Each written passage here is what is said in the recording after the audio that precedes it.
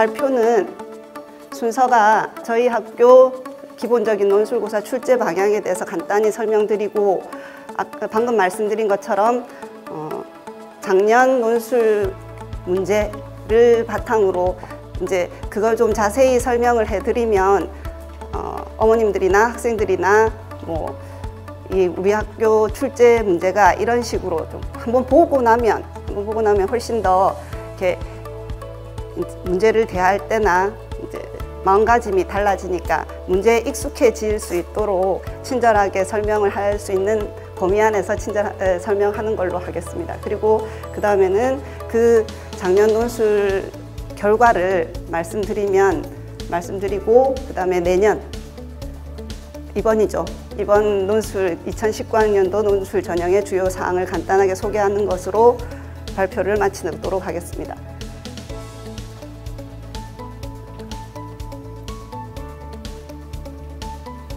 네, 그래서 저희 학교 논술고사 기본적인 출제 방향은 저희 학교라고 특별히 다르지 않고 각 문제의 제시문과 모든 내용을 2009 개정교육과정 범위 내로 제한합니다. 아까 다른 학교에서도 강조를 했는데 이것은 교육부 자체에서 너무나 강하게 요구하는 거라서 여기에 엄청 신경을 많이 씁니다. 조금이라도 벗어나면 안 되기 때문에 실제 저희 출제위원들 중에서 현직 전문적인 정말 고3을 오랫동안 정말 전문가다 해도 무방할 교사 선생님들을 다 저희 학교는 첫날부터 같이 모십니다.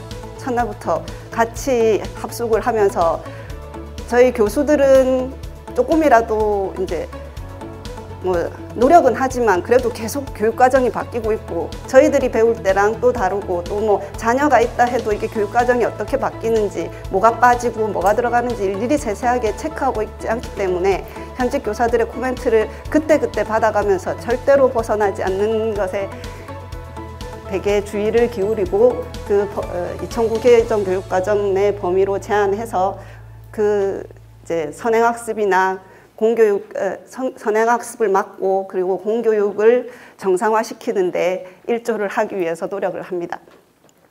그리고 수능이라는 평가 방법이 있는데 논술고사라는 또 다른 이런 평가를 하는 목적을 충분히 살린다고 생각하셔야 됩니다. 그래서 뭐 수능에서 수학 문제를 그렇게 많이 푸는데 논술고사마저 단순 계산으로 나오고 답이 나오는 그런 문제를 내지는 않으려고 합니다.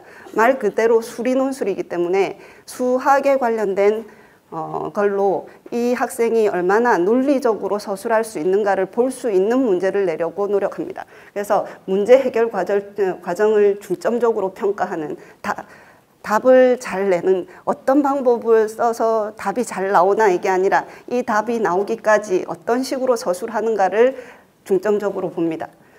그래서 합리적 판단력과 논리적인 서술 능력을 보는 것을 목적으로 합니다. 그래서 아까도 말씀드린 것처럼 논술 출제, 그 다음에 교육과정 검토, 그리고 또 문제 출제뿐만 아니라 지문 선택 이 모든 과정에서 현직 고교 교사들을 처음부터 모시고 적극적으로 코멘트를 받으면서 의견을 교환하면서 이 모든 기본 방향에 잘 맞을 수 있도록 노력하면서 문제를 출제합니다. 그래서 저희 학교는 자연계만 지금 하고 있습니다. 자연계를 크게 자연계, 의학계를 제외한 자연계 전 모집 단위하고 의학계하고 문제를 따로 냅니다. 그래서 이 작년 같은 경우에는 사실 의학계 모집 논술 전형 모집 정원이 10명이었어요. 그래서 사실 이게 너무 부담이 되는 거예요. 부산대학교 의과대학에 지원하는 논술 전형에 지원하는 학생들도 여기 계시고 학부모님들도 계시리라고 믿는데 정말 뛰어난 학생들이 2009 개정 교육과정 안의 내용으로 이 학생들 나중에 보시면 알겠지만 경쟁률이 장난이 아니거든요. 처음 저희들이 원서를 받았을 때 2,000명이 넘었어요. 2,000명 넘는 학생들을 받아놨는데 물론 뭐 이 중에 실제 응시하는 애들이 몇 명이 될지 모르지만 일단 저희들이 논술 출제 들어가기 전에 가지고 있는 저희들의 이제 기본 이제 그 원서 자체는 2,000명이 넘게 받은 상태에서 10명을 추려내야 되는 문제를 내야 된다는 부담을 가지고 들어가는 거예요. 그래서 아무리 어렵게 내도 이 중에 10명 이상이 만점을 받아버리면 변별력이 없어지는 거잖아요. 10명을 추려낼 수 있는 문제를 내야 된다는 그런 부담이 사실 너무너무 컸었습니다. 그래서 다른 때보다 작년이 훨씬 작았거든요. 나중에 보시면 알겠지만 올해는 10명보다 더 많이 35명 뽑는 걸로 알고 있습니다. 그러면 조금 더 부담이 줄겠지만 작년 같은 경우에는 와, 저희들이 몇 년간에 걸쳐서 논술 채점을 해봐서 아는데 의대 지원하는 학생들을 10명을 가려낼 수 있는 문제를, 논술 문제를 교육과정 내에서 내야 된다. 그래서 사실 거기에 대한 부담이 너무 커서 고생도 많이 했는데 나중에 결과를 보시면 알겠지만 작년 논술이 상당히 어려웠습니다. 저희 학교가. 예, 그런 게 자연계 문제까지 영향을 미쳤는지 모르겠는데 저희들이 그 안에서 정말 그 밤을 새가면서 열심히 낸 문제들이 생각보다 학생들한테 어려웠나 봐요. 이렇게 해마다 문제의 난이도는 다를 수 있는데 작년 같은 경우에는 문제의 난이도가 상당히 높아서 합격 점수가 생각보다 많이 낮습니다. 하지만 채점 과정에서 이 어려운 문제들을 조금이라도 논리적으로 서술하고자 하는 거에 대한 점수를 다 주고 거기에 대한 변별을 해서 뽑은 결과라서 그 해마다 어려울 수도 있고 쉬울 수도 있다라고 생각하시고 봐주시면 감사하겠고, 그런 이유로 올해는 의대를 35명이나 뽑고 또 작년에 너무 어려웠다라는 평가가 나와 있는 상태이니까 저는 올해 출제에 조인을 못하고 있지만 올해 출제하시는 출제위원님들은 그런 걸 다 감안하셔서 아마 출제하실 거라고 믿고, 그렇다는 말은 올해는 작년보다는 좀 쉬워질 거라고 예측을 해도 무방하실 거라고 믿습니다. 그래서 저희 학교는 의대랑 자연대 전모집단이 따로 문제를 출제하는데 출제 범위는 똑같습니다. 그리고 저희 학교는 수학만 칩니다. 수리논술이라 해서 과학은 안 치고 수학으로만 평가를 합니다. 그래서 수학 문제는 난이도를 고려하여 별도 출제되고, 하지만 보통 나중에 소개를 하겠지만 큰 문항으로 3문제씩 나오는데 그중에 의대, 자연대가 같은 문제를 공유할 수는 있습니다. 근데 역대로 거의 공유가 안 되고 3문제 다 달랐던 적이 훨씬 더 많았고, 작년에 한 문제가 같았었습니다. 작년 한 문제가 같은 문제가 너무 항상 이게 공통문항이 포함될 수도 있다라고 항상 우리가 지침을 처음에 공개를 하는데 한 번도 같은 적이 없어서 이번엔 한번 같은 걸 한번 내보자라고 해서 심혈을 기울여서 이 정도는 자연계 의대에서 조금 잘 풀 수 있고 자연계에서 조금 난이도 있는 문제로 이 정도 문제는 같이 낼 수 있겠다 해서 같이 낸 문제가 있어요. 그거를 조금 이따 또 보여드릴 텐데 올해는 어떻게 될지 저는 잘 모르겠지만 어쨌든 거의 다르게 나온다고 생각하시고 준비를 하시면 되겠습니다. 그래서 자연계 출제 방향은 아까 얘기한 거와 조금 같은 내용인데 고등학교 수학 교육과정 내에서 출제하여 평가하고 수학 교과에 대한 이해력과 문제 해결력 그리고 서술 능력을 평가합니다. 자, 그래서 제가 이제 작년 문제를 간단하게 소개해 드리고 이걸 보시고 나면 이런 식으로 나오는구나 그런 걸 느끼시는 게 훨씬 더 도움이 될 거라고 생각하고 보여드리겠습니다. 그래서 문제지를 나중에 문제는 자세히 좀 이따 소개해 드릴 텐데 문제지를 보면 이렇게 전체 이게 문항 1, 문항 2, 문항 3 이 자연계 문제지거든요. 그래서 크게 세 문항입니다. 크게 세 문항인데 각 문항마다 1문항도 보시면 이 네모 박스 안에 들어있는 게 제시문이거든요. 그래서 제시문을 주고 제시문이라 하면 다른 게 아니라 나중에 학생들이 문제를 풀려면 교육과정 내에 이런 것들을 그러니까 푸는데 문제를 해답지를 보면 이런 내용들이 써졌구나라는 것들을 이제 제시문에 넣어요. 그러면은 문제 위에 뭐라고 해놨냐면 제시문을 이용하여 풀이의 답을 논리적으로 서술하시오 이렇게 되어 있거든요. 그러니까 답을 쓰려면 요 내용들이 들어가는 게 자연스러운 내용들을 제시문에 넣어 놓습니다. 그러니까 어느 정도는 제시문이 힌트라고 생각하셔도 됩니다. 제시문을 보고 이런 걸 써먹어야 되는구나 라고 생각하시고, 그래서 이거는 교과서 내에서 아까도 앞에 학교 이제 출제위원님들이 강조하셨는데 교과서 내용 중에서 교사들의 자문을 충분히 받아서 가장 많은 교과서가 쓰는 보편적인 언어로 되어 있는 정의나 사실들을 골라서 이렇게 제시문에 주고, 그 다음에 이 문제는 밑에 나오는데 이 보면 1문항에 문제가 2개입니다. 빨간색으로 박스 쳐져 있는. 그래서 이 문항의 1번 작은 문항 2개를 소개하기 위해 전체적인 내용을 위에 놓고 그 다음에 각 문제를 자세하게 2개 이렇게 되어 있는데 1번 같은 경우에 1-1이 20점, 1-2가 10점. 그래서 총 30점 배점이 되어 있는 문항 1. 그 다음에 문항 2도 보면 제시문 되어 있고 전체적인 문제 소개되어 있고 작은 문항 2개가. 근데 이거는 25점, 10점 이런 식으로 35점. 이 문항이 35점 배점. 3문항도 마찬가지입니다. 제시문 있고 문제 소개 있고 여기 지금 가려져 있는데 문항 2개입니다. 그래서 큰 문항 3개인데 그 3개 문항이 지금 작년 같은 경우에는 작은 문항 2개씩으로 구성되어 있는 큰 문항 3개인데 그래서 이 작은 문항 2개는 주로 연관이 있습니다. 이 큰 문항 자체에 큰 2개가 서로 연관이 되는 문제로 주로 출제가 되고 그런데 꼭 큰 문항 하나에 작은 문항 2개라고 생각하시면 안 됩니다. 문제에 따라서 작은 문항이 3개로 쪼개지는 문제도 있고 근데 일반적으로 뭐 채점의 부담이나 뭐 이런 것들을 고려해서 2문제로 출제되는 경향이 많았긴 했습니다. 근데 제가 듣기로 저는 올해 모든 출제에서 배제되었기 때문에 몰랐는데 올해 모의고사 저희 학교 모의고사는 작은 문항이 3개였다고 3개의 문제들도 있었다고 하거든요. 그러니까 뭐 2-3문제 작은 문항으로 이루어져 있는 큰 문항 3개, 큰 문항 3개는 아마 바뀌지 않을 거라고 생각합니다. 그래서 그렇다라고 생각하시고 답안지는 이렇게 생겨서 학생들이 쓸 답안지는 이런데 여기 인적사항이나 뭐 이런 수험번호, 생년월일, 그 다음에 자기가 선택한 과목, 답쓸 과목 이런 거는 컴퓨터 사인펜으로 마킹을 하시되 요 칸에 각 한 페이지에 한 문항에 그러니까 문항 1에 큰 문항 1에 해당하는 내용이 다 들어가게끔 왜냐하면 스캔해서 이제 채점하시려면 그 한 페이지 안에서 다 보시거든요. 그러니까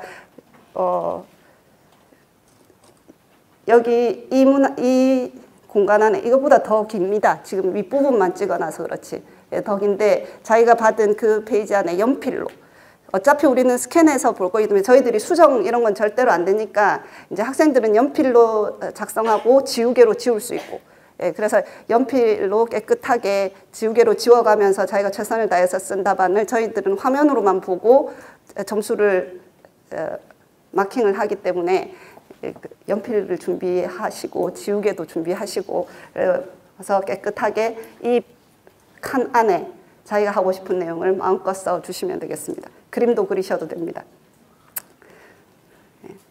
그래서 이제 첫 번째 문제를 이제 소개해드리면 이 문제가 자연계하고 의학계하고 공통문항이었습니다. 이 문제가. 그래서 영역은 기하 영역이었습니다. 그래서 저희 기하 영역에서 자연계 근데 영역은 똑같이 냈습니다. 문제는 달랐는데 기하 영역에서 공통문항으로 나왔으니까 의학계나 자연계나 다 1번 문항이 기하 문제였고 2번 문항은 미분적분에 관련된 문항이 서로 다른 문제로 미분적분 관련 문제가 나왔었고 3번 문항이 확률 통계에 관련된 문제가 다른 문제로 나왔었습니다. 그래서 1번 문항은 공통문항이었는데 문제가 출제 의도는 구와 평면이 만나는 경우에 기하학적 성질을 이해하고 그러니까 이런 말들을 잘 보셔야 되는 게 나중에 채점 기준을 보시면 이 기하학적 성질을 이해하고 입체 도형의 부피를 구할 수 있는지 평가하고자 한다. 해서 뭐 이런 말들이 책자에도 잘 소개가 되어 있을 텐데 문제를 보시면 이건 제시문입니다. 그죠? 그래서 이런 문제를 좀 이따 소개할 텐데 그 문제를 풀려면 이런 부피를 구하는 이런 식이 필요하고 그다음에 이제 용어에 대한 정확한 정의가 용어를 학생들이 조금씩 달리 이해하고 있을 수 있기 때문에 교과서에 소개하는 정확한 이제 저희들이 쓸 용어를 소개를 하는 거죠.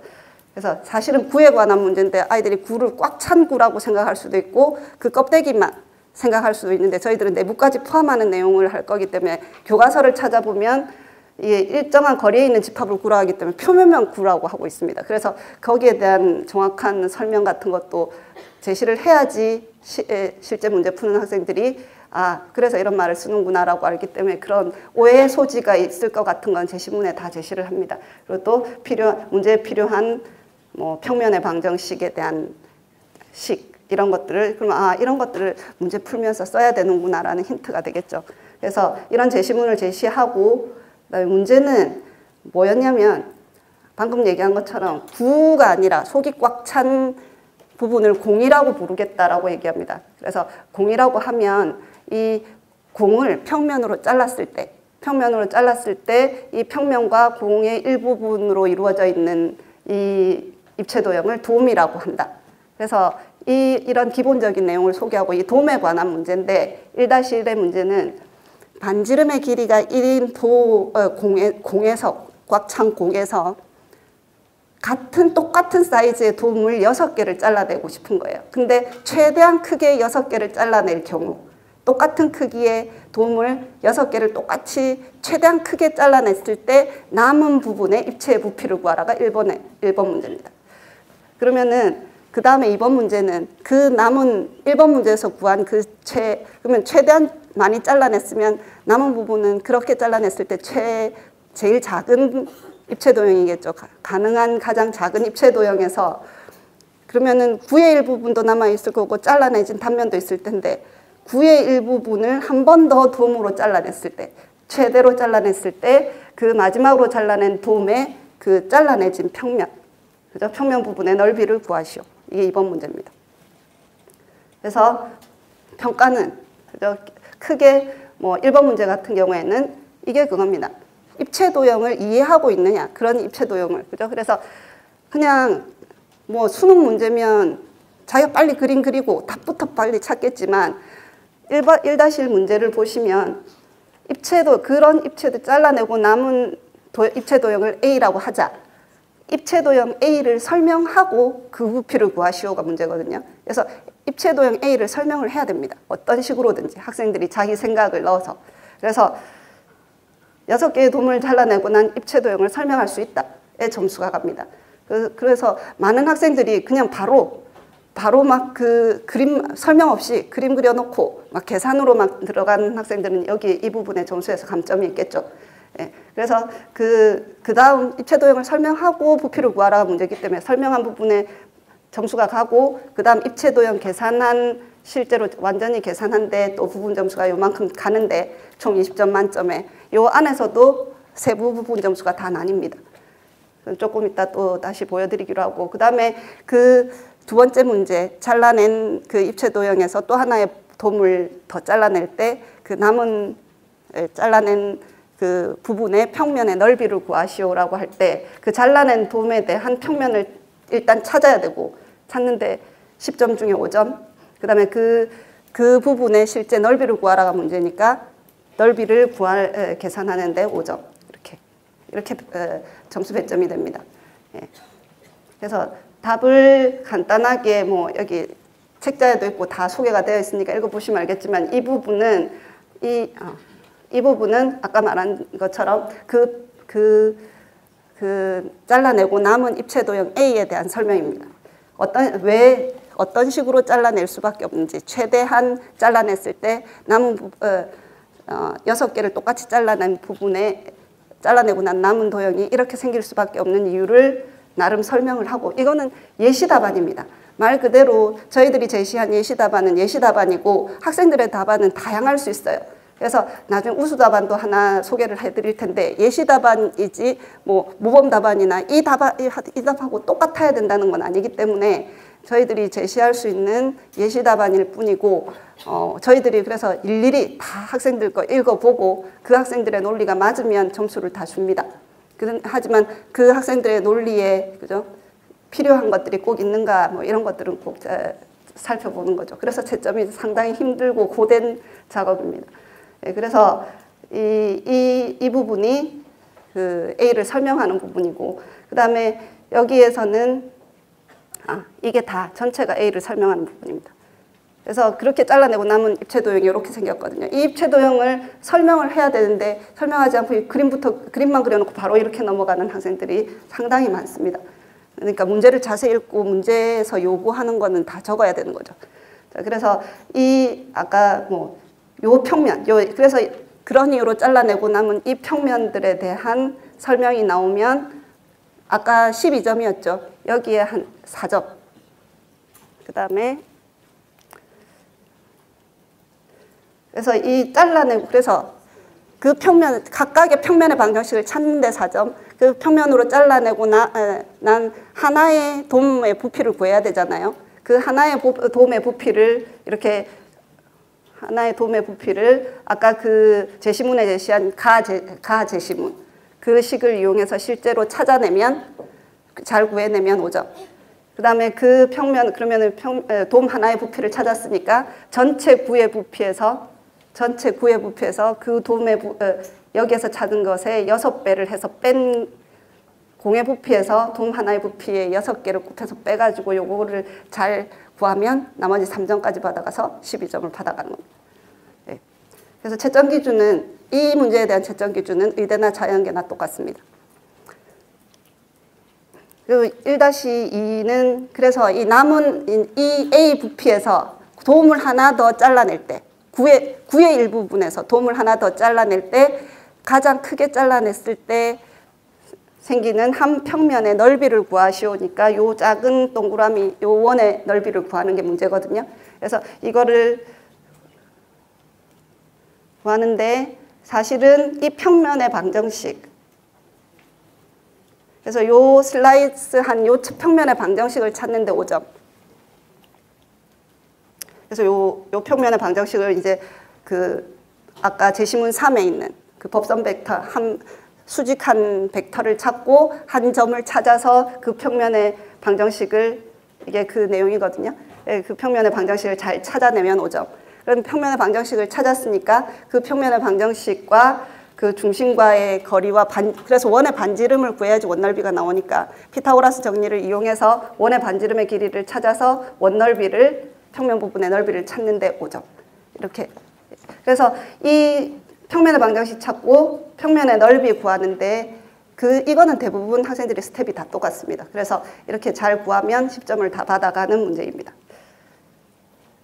그래서 우수 답안입니다. 잘 답한 학생 보시면 이게 이제 학생 글씨가 이렇게 보기 힘들어도 저희들은 일일이 다 보고 채점을 다 합니다. 아무리 글씨가 못생겼어도 글씨 못생겼다고 나 이거 도저히 못 읽겠다, 점수 못 줘, 이렇게 절대 안 합니다.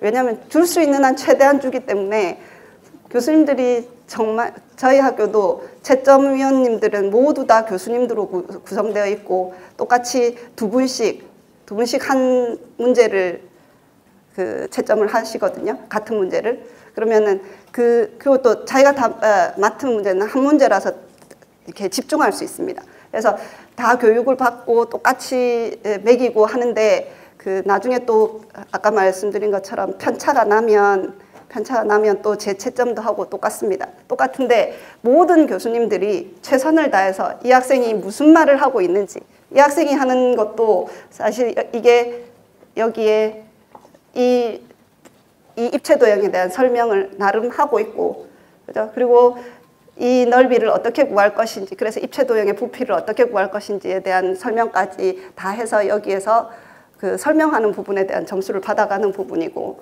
그래서 실제 이 부피를 잘라낸 아까 그 6개의 평면에 대한 설명입니다.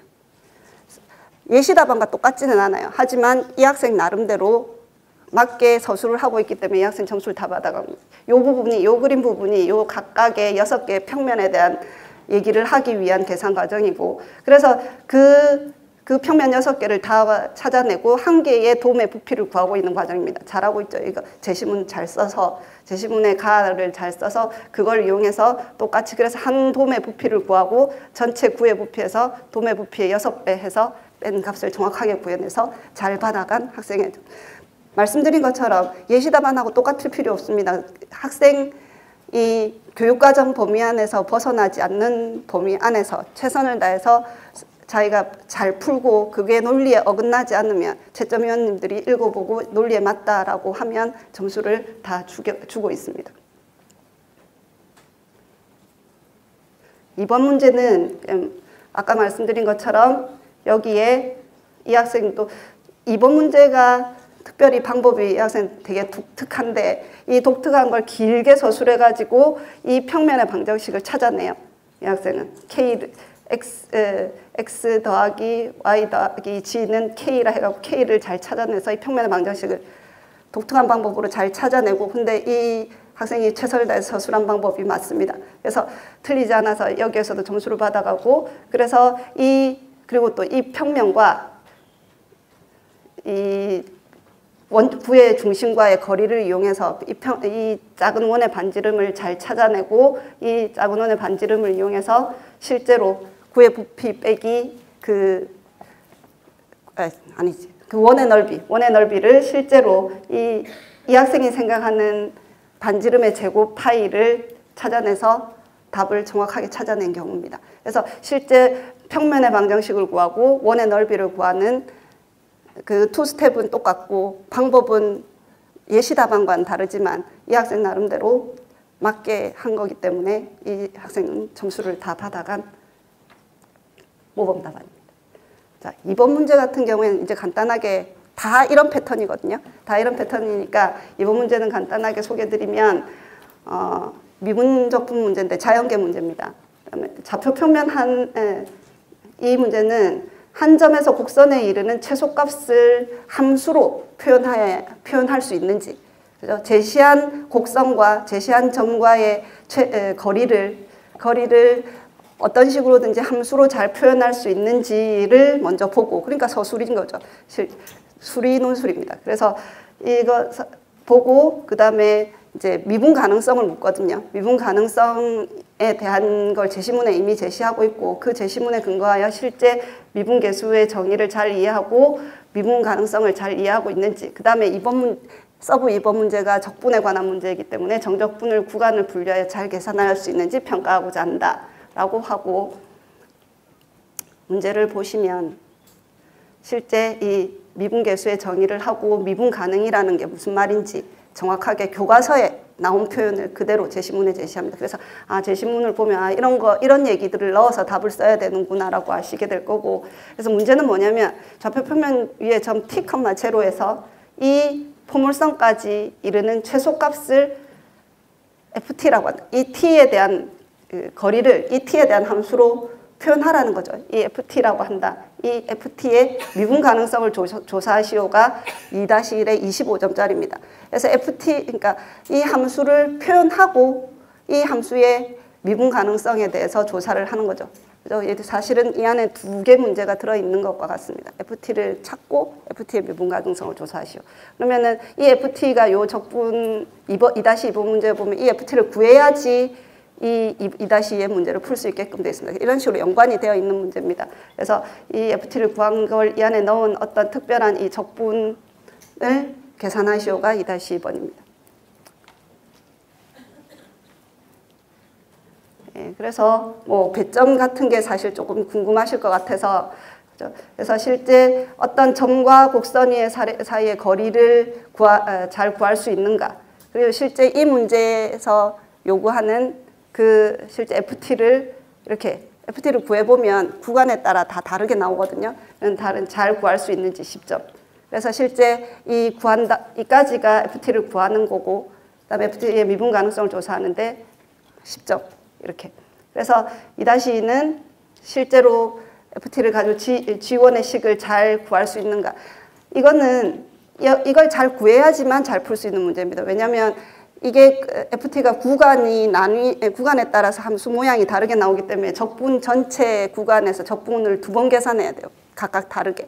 그래서 실제 이게 잘 구해져야지 이걸 구하는 문제이기도 한데, 그래도 이 문제 나름대로 실제로 학생들이 이렇게 구간을 잘 나눠서 적분식으로 잘 표현할 수 있는가를 묻고, 계산하는 거는 또 다른 문제입니다. 계산은 여기에서 또 이제 적분 계산법 같은 것들을 잘 쓸 수 있는지를 보는 거죠. 그래서 여기에 4점, 6점이 배정되어 있고, 그래서 뭐 예시 답안은 저희들이 제시하는 예시 답안은 실제 그래서 점과 곡선 사이의 거리 공식을 넣어서 이렇게 잘 완전 제곱식 최소값을 묻는 문제니까 완전 제곱식으로 잘 표현할 수 있는가, 이게 여기에 아까 5점인가 있었죠. 그 다음에 이까지 5점. 그 다음에 이걸 보고 최소값을 FT라고 하니까 FT를, 이게 최소값은 T가 2P보다 클 때와 작을 때로 나뉩니다. 그래서 2P보다 클 때 잘 구하고 작을 때 잘 따로 구해서 FT를 이렇게 잘 구하는가. 10점인가 그랬죠. 그죠? 그래서 FT를 찾았으니까 미분 가능성은 나머지 구간에선 다 미분 가능한 함수지만 이 경계가 되는 2P하고 제로에서는 미분 가능성을 자극하는 구간 따로 계산해야 되거든요. 그래서 실제로 어떻게 세부 점수는 어떤 식으로 되어 있냐면, 그래서 다른 데선 미분 가능하지만 0과 2P에서 미분 가능성을 확인해야 된다는 언급을 하는데 조금 점수가 약간 있습니다. 그래서 실제 0에서 자극하는 구간을 잘 계산하는지, 그 다음에 이 0에서보다 2P에서의 계산이 조금 더 그죠? 조금 더 복잡하긴 합니다. 그래서 이 각각의 점수가 부분 점수가 다 따로 들어가고, 그래서 실제 0에서는 미분 가능하지 않고 2P에서는 미분 가능하다라는 결론을 얻고, 결론적으로 그래서 이거 다른 데서는 다 미분 가능하고 여기에서만 체크하면 되는데 결론적으로는 0에서만 미분 불가능하고 나머지는 다 미분 가능하다는 언급을 하는데 또 점수가 조금 들어와요. 그러니까 논술이니까 자기가 하고 싶은 말을 끝까지 마무리를 잘 하는가도 봅니다. 그냥 서술만 하고 그냥 끝내는 게 아니라, 그래서 문제에서 묻는 답으로는 이렇다, 이러이러한 이유로, 그래서 이 함수는 0을 제외한 모든 실수에서 미분 가능하다, 이런 말이 들어가면 점수를 더 완전하게 받아갈 수 있습니다. 그래서 2-2는 그래서 이 FT를 가지고 이를 적분하라는데 2P를 기준으로 나뉘어야 되는 거죠. 구간이 0에서 5P까지 적분하려면 2P로 나누어서, 왜? FT가 다르게 생겼으니까. 그래서 0에서 G1이니까 0에서 2까지, 2에서 6까지 뭐 이렇게 다시 적분을 해야 되는데, 앞에 적분은 별로 어렵지 않고 뒤에 적분이 치환 적분을 이용해도 되고, 사실 예시 답안은 치환 적분 이용한 예시 답안인데 뒤에 모범 답안의 학생 보면 알겠지만 부분 적분 이용해 가지고 하는 애들도 있어요. 그래도 점수 다 받아갑니다. 어떤 방법으로든지 틀리지 않게 논리적으로 잘 풀면 됩니다. 그래서 이 학생 같은 경우에 보시면 우수 답안입니다. 점수를 잘 받아요. 아까 그 점과 곡선 사이의 거리를 식으로 잘 표현했고, 그거를 경우에 따라서 T가 2P보다 클 때는 1에서 최소값이 이거고 2P보다 작을 때는 이런 이유로 최소값이 이렇고, 이렇게 잘 설명을 해서, 그래서 FT가 이렇게 표현된다. 그래서 0과 2P에서 미분 가능성을 조사해 보자. 그래서 0에서 미분 가능성 조사하고 미분 불가능하다, 2P에서 미분 가능성 조사해보고 미분 가능하다. 그러므로 0에서만 미분이 불가능하다. 이렇게 자기가 하고 싶은 얘기를 다 하는 거예요. 그래서 점수를 잘 받아간 우수 답안이 되겠습니다. 자, 그래서 그리고 또 2-2범 같은 경우에는 이렇게 잘 구간으로 나누어서 G1을 표현해서 실제 이 각 구간마다의 적분값을 값까지 틀리지 않게 잘 계산했습니다. 아까도 말씀드린 것처럼 2에서 5까지의 구간에서의 적분은 예시 답안에서는 치환 적분 이용했지만 이 학생은 부분 적분 이용해가지고 잘 구해서 답이 맞은 우수 답안입니다. 문항 3번은 이제 확률 통계에 관한 문제인데, 뭐 경우의 수에 관한 문제고, 자연계는 경우의 수에 관한 문제고, 의학계는 확률도 있고 경우의 수도 있고 뭐 이런 문제. 그래서 제시문 제시하고 문제는 이랬습니다.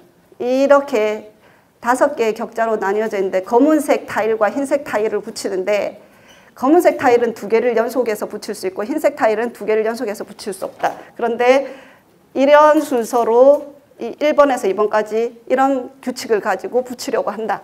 그래서 이게 기본적인 이제 그 베이직한 규칙이고, 거기에 따른 문제로 검은색 타일을 최대한 많이 붙이려고 하면 이때 검은색 타일을 몇 개 붙일 수 있는지 구하고 그 몇 개 검은색 타일을 붙여서 완성된 이 25개 판의 경우의 수를 구하라. 그죠? 그래서 최대한 검은색 타일을 많이 이용해서 만들 수 있는 이 경우의 수를 구하라가 1번 문제. 그다음에 2번 문제는 요 스페이드 표시가 되어 있는 데는 꼭 검은색 타일을 붙이고 붙이는 경우의 수를 구하라. 그죠? 이건 뭐 최대로 많이 이건 아니고 최대로 많이 이런 건 아니고 그냥 이 위치에 검은색 타일을 붙이면서 이 규칙을 따라 붙이는 경우의 수를 구하라가 그다음 문제입니다. 그래서 뭐 이제 시간 관계상 답은 참고하시고 문제의 경향이 이렇다라는 걸 보여드리는 거고, 그래서 예시 답안도 잘 공개가 되어 있고 실제 그 학생들도 이런 문제들 같은 경우에는 진짜로 채점하기가 정말 힘듭니다. 너무나 다양하게 나름대로 서술을 하면서 열심히 답을 쓰기 때문에 이런 문제 채점을 맡으신 교수님들은 정말 힘들어 하시죠. 하지만 어쨌든 다 읽어보고 일일이 다 읽어보고 채점을 하십니다. 그다음에 이게 아까 의학계 1번 같은 경우에는 공통문항이었고 의학계 2번 미분적분 문제였는데 이 문제가 그 통계상 가장 어려웠다고 나옵니다. 왜냐하면 저희들이 아까도 말씀드린 것처럼 의학계는 변별을 위해서 사실 되게 신경을 많이 썼는데 이 문제가 어렵다기보다는 이렇게 그걸 고려해서 단계별 점수를 줄 수 있는 문제다 생각하고 단계가 참 많이 분류를 참 많이 해야 되는 문제예요. 그래서 사실 그 단계별 문제가 자잘한 부분 점수가 많이 나가서 그러면 우리가 이제 변별을 하기가 쉬울 거다라고 10명을 골라내는데 조금 도움이 되지 않을까라고 낸 문제였는데 생각보다 학생들이 많이 어려워한 문제입니다. 뭐 문제는 제시문 제시하고 바로 문제는 시작됩니다. 그래서 뭐 fx가 이렇게 생겼을 때 이것의 최소값을 구하시오. 이러면 보다시피 x에 대한 함수인데 p가 들어가 있으니까 p가 뭐냐에 따라서 최소값이 달라집니다. 그래서 그런 답이 나올 문제고 이걸 이용해서 푸는 문제예요, 사실은. 그래서 이게 생긴 걸 보면 아 위에 거를 이용하는 거구나라는 힌트가 사실은 될 수도 있어요. 그리고 또 여기 이 최소값 모양을 보면 위에 최소값도 사실은 예측도 가능하고 두 개가 큰 문항 안에 작은 문항 두 개가 관련이 있다는 것도 사실은 큰 힌트입니다. 아 이게 최소값을 위에 최소값을 예측하게 하는 힌트고 사실은 또 이 문제 자체를 생긴 걸 보니 이 위에 거의 정보를 이용하면 또 이게 나오겠구나라는 예측도 할 수 있는 문제입니다. 그래서 각 부분마다 부분 점수가 또 공개가 되어 있고 풀이는 아까 말씀드린 것처럼 이런 식으로 되게 체크해야 될 것들이 많이 분류가 되어 있는 보시는 것처럼 P가 2보다 클 때, 2보다 작을 때, 뭐 판별식 0보다 클 때, 0보다 작을 때 이런 식으로 해서 증감표도 다 다르게 각각 구해서 어떤 경우라 하더라도 그래서 결론적으로 P가 3보다 크면 최소값이 이렇고 P가 3보다 작으면 최소값은 1이고 이렇게 분류해서 나오기 때문에 이 1번 문제는 답이 이런데 보다시피 P가 3보다 크면 이게 최소값이니까 이걸 1-2에 이용해요. 2-2에 이용하면 AB가 3보다 클 때를 묻기 때문에 아까 이 P 자리에 AB가 있잖아요. 3보다 클 때 최소값이 이거라 그랬으니까 이거니까 이 부등식은 항상 성립하는 거예요. 그래서 모든 X에 대해서 항상 이게 성립하니까 X에다가 A 제곱을 넣으면 원하는 부등식을 얻을 수 있다. 이게 답입니다. 그 다음에 의학계 3번 문제는 확률 문제인데 이렇게 스마트폰 공장에서 F1, F2, F3 공장에서 스마트폰을 해서 폴더폰과 스마트폰을 생산하는데 물류센터 A로 가고 B로 가서 M에서 취합을 한다. 뭐 이런 기본적인 조건들을 여기에 다 제시합니다. 그래서 F1 공장에서는 모두 물류센터 A로 보내고 F2 공장에서는 스마트폰과 폴더폰의 50%를 이렇게 나누어서 보내고 그다음에 F3 공장에서는 스마트폰과 폴더폰의 75%를 A로 보내고 나머지는 B로 보낸다. 뭐 이런 식으로 기본적인 이런 조건을 가진 상태에서 문제가 뭐 M에서 임의로 두 개를 선택하였다.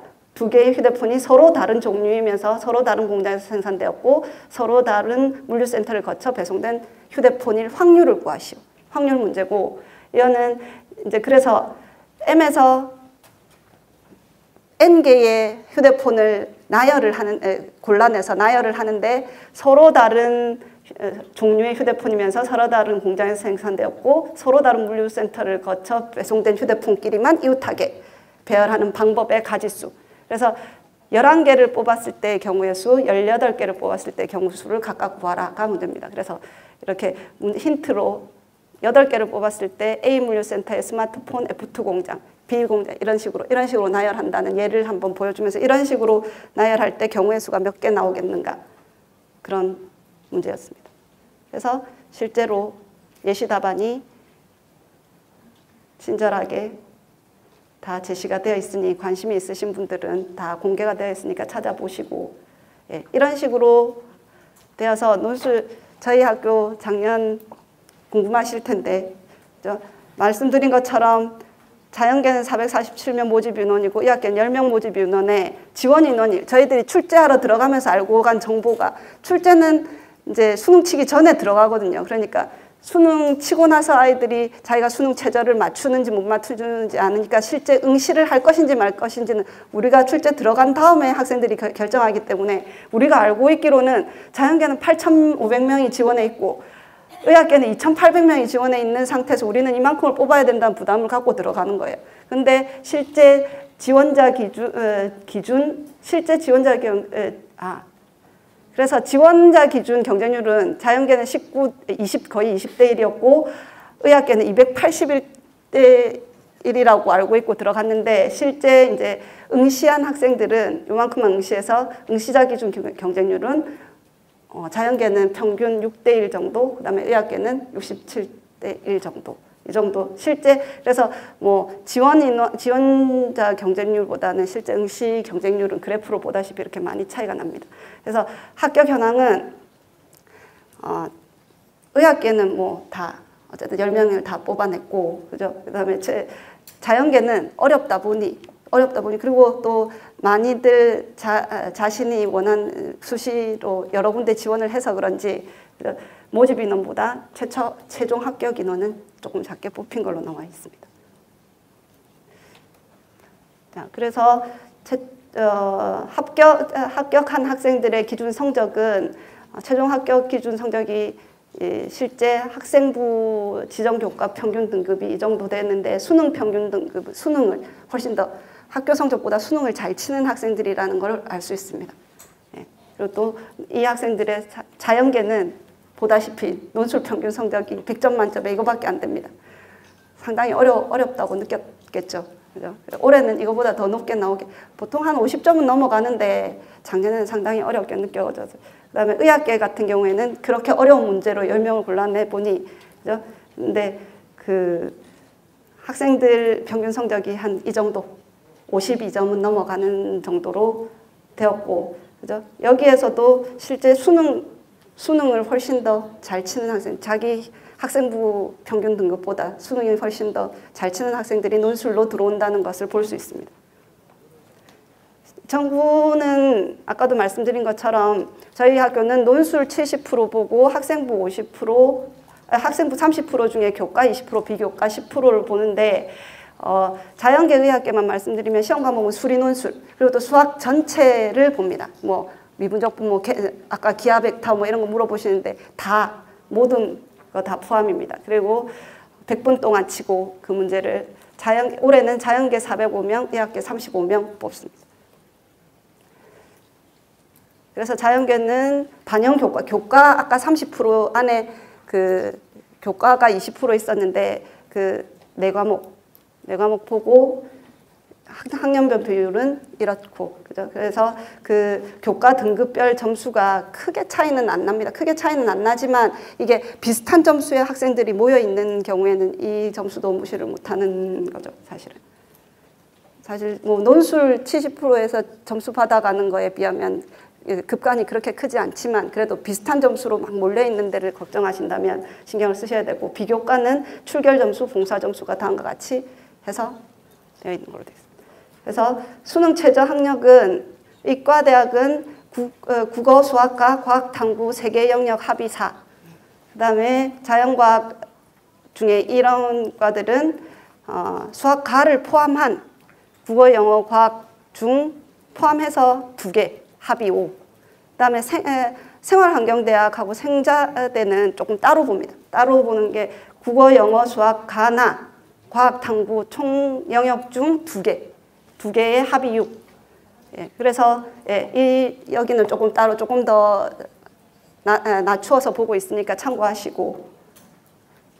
예, 그래서 실제 저희 학교 2018 작년 지원 현황은 아까 말씀드린 것처럼 모집 인원은 이랬고 경쟁률은 이랬고 뭐 자세한 이제 저희 학교 논술에 대한 방향이라든지 경향이라든지 정보 같은 거는 여기 홈페이지에 다 나와 있습니다. 모의 논술 자료까지 싹 다 잘 나와 있으니까 홈페이지를 들어가셔서 기출문제 모범 답안 이런 것들 다 참고하시고, 그래서 실제 저희 수능 최저 학력 기준 충족 여부는 꼭 하셔야 되고, 충족한 학생들의 실질 경쟁률, 충족한 학생들 충족해서 응시해서 이제 고려 대상이 됐던 학생들의 실질 경쟁률은 그냥 예를 들어서 각 학과별 문과긴 한데 이과는 보면 통계학과는 이 정도 경쟁률을 가지고 있었고 논술에서, 그다음에 기계공학부는 이랬고 의예과는 여전히 수능 최저 맞춘 애들 중에 실제 논술로 경쟁이 된 애들은 28대 1 정도 됐다고. 그 중에 10명 뽑은 거죠. 그래서 실제 그 논술 전형으로 친 학생들의 논술 평균이 이 정도 되고 그 학생들의 교과 평균 등급이 이 정도 되는데, 이 교과 실제 다른 전형, 논술 전형이 아닌 이 학생들의 다른 교과 전형의 그 등급이 오히려 더 높죠. 그죠? 조금 더. 그래서 논술의 기회를 잘 활용하시면 그래도 논술 전형에 맞게 준비되어 있는 학생들은 좋은 기회가 될 수 있을 거라고 생각합니다. 네, 감사합니다.